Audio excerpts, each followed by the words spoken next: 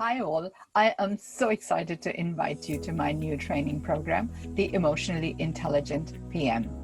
Now, whether you are a project manager or a program manager or a program director, whatever level, if you lead projects or programs, then this training is for you.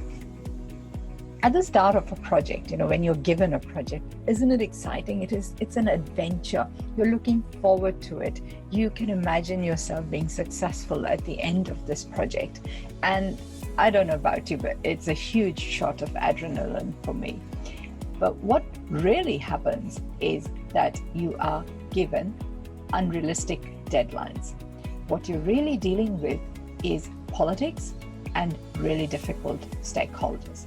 And to top it all, demotivated teams who lack accountability, teams who are so frustrated. They really need to be pushed hard to perform at their peak.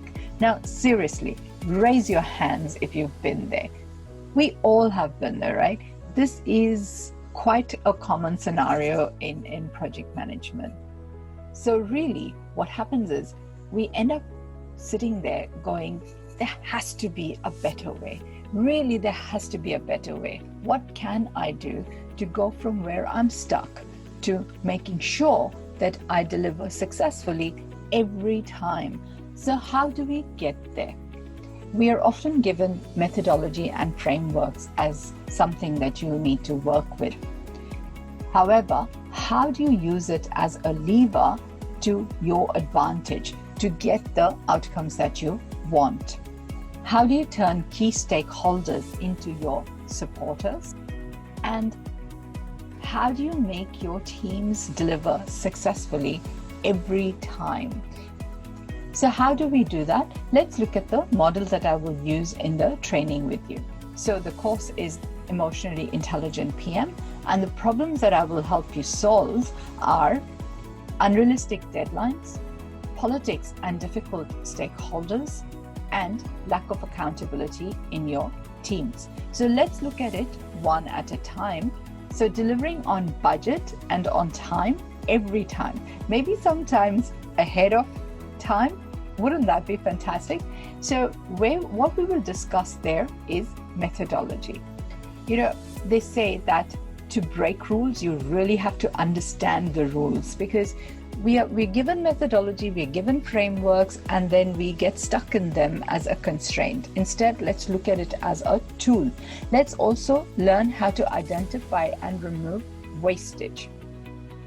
And then, with difficult stakeholders or politics, let's move from being at the receiving end to becoming an influencer.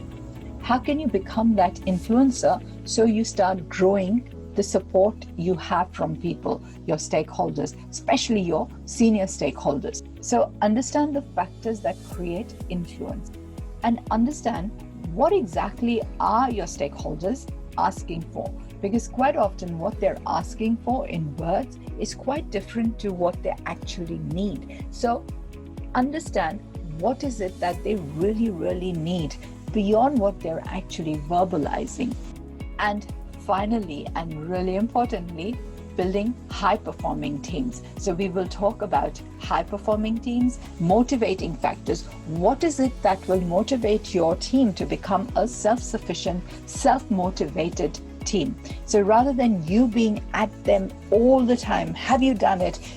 When are you going to deliver your stuff? Instead of doing that, can you imagine if your team was self-motivated enough to be ahead of the game? So rather than you chasing them, they are already thinking ahead. They know what they need to deliver by when, and they're motivated enough to meet those targets. Wouldn't life be so easy? How do you become the manager that everybody wants to work for? Contact me. Let's make it happen for you. Let's get you those wins. Let's make you become that really, really successful project leader or leader of projects that everyone remembers, that everyone wants to work for. Send me a message, and I look forward to working with you. You take care, and I will see you soon. Bye.